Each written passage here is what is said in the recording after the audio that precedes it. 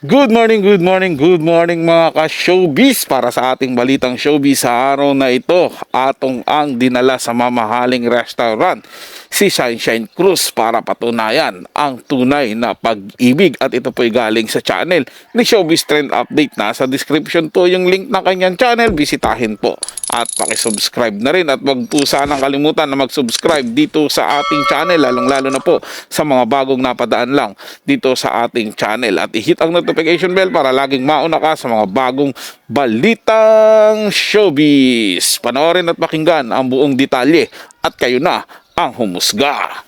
Welcome back sa aking channel. Actress Sunshine Cruz dinala sa mamahaling restaurant ng kanyang boyfriend na negosyante na si Atong Ang. Atong Ang plano na nga bang pakasalan si Sunshine? Panuurin at pakinggan ang buong detalye.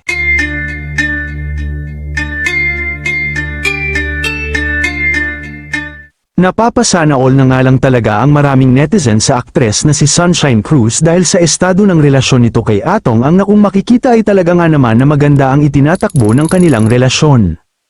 Kilala naman ng lahat na si Sunshine ay marami nang nakarelasyon, at ikinasal pa nga ito sa action star Cesar Montano noon at nagkaroon pa sila ng 3 anak, subalit nauwi lang din ito sa hiwalayan at nauwi sa annulment. Gayunman, pagkatapos ng annulment niya kay Cesar ay nagkaroon pa siya ng karelasyon subalit nauwi lang din sa hiwalayan ng 6 na taon na relasyon nito kay Maki Mathay. Pero, sa bagong pag-ibig niya nga ngayon sa negosyanteng si Atong Ang, tila masasabi ng lahat na dito lang talaga nga naman nakakaiba ang sayang nararamdaman niya. Siguro dahil na rin sa ipinapakitang effort at pag-aalaga sa kanya ng negosyante.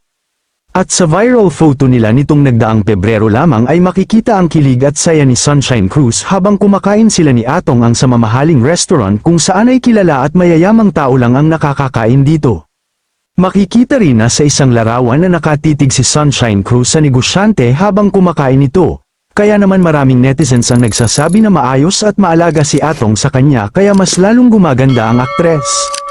Samantala, ayon naman sa mga ulat ay plano na daw pakasalan ni Atong si Sunshine Cruz, dahil anal na naman ito kay Cesar. Ayon pa sa mga nababasa online ay sobra daw talaga ang pag-aalaga ng negosyante kay Sunshine. Sa tuwing lumalabas pa nga daw sila para mag-date ay may bodyguard pa daw umano ang aktres, ganito daw alagaan ng negosyante ang kanyang magiging future wife. Matatandaan naman noong nakaraang taon, mismong si Atong Ang umamin na totoong girlfriend na niya ngayon si Sunshine based na rin sa report ng Bilyonaryo News Channel. Ito'y matapos ngang mag-viral ang kissing video ng dalawa sa social media na hanggang ngayon ay pinagpipiestahan pa rin at patuloy na pinapakilig ang maraming netizens. Kayo mga ka-showbiz, anong masasabi nyo sa ating showbiz topic ngayon? Sa buhay pag-ibig mga ka-showbiz, no, wala naman talagang kasiguraduhan yan na magtatagal kayo ng pangmatagalan or hindi kayo magkakahiwalay. Wala pong perpektong pagsasama kasi maraming pagsubok yan habang tumatagal yung relasyon nyo, padami ng padami ang pagsubok na mararanasan nyo sa inyong buhay. Depende yan sa inyo kung paano nyo haharapin at paano nyo susolusyonan ang mga problemang darating sa inyong buhay. Kaya magiging matatag kayo pag napagdaanan nyo yan. Sa iba naman, hindi nila nakakayanan kaya nauuwi po sa hiwalayan. Gaya po na nangyari sa buhay pag-ibig nito ni Sunshine Cruz. Buti na nga lang po at nakatagpo siya ng panibagong pag-ibig sa katauhan naman ni Atong Ang. At ito naman, pinatunayan po ni Atong Ang kung gaano niya po kamahal si Sunshine Cruz. Pinagmalaki niya po yan sa lahat kaya marami po ang nagimbal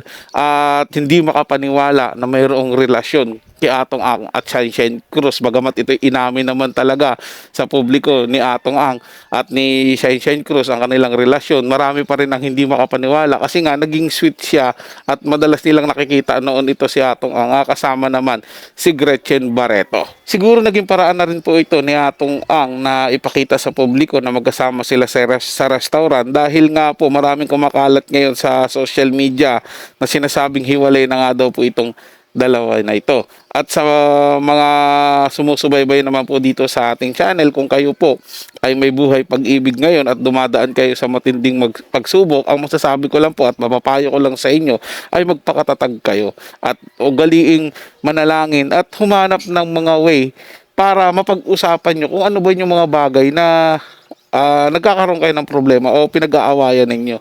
dapat masolusyonan nyo ng maaga yan para hindi kayo mauwi doon sa tinatawag natin na hiwalayan. Kasi sayang naman lalo na kung may mga anak na kayo. Para sa mga bagong balitang showbiz, ugaliing tumutok dito sa ating channel at mag-subscribe para laging mauna ka sa mga bagong balitang showbiz.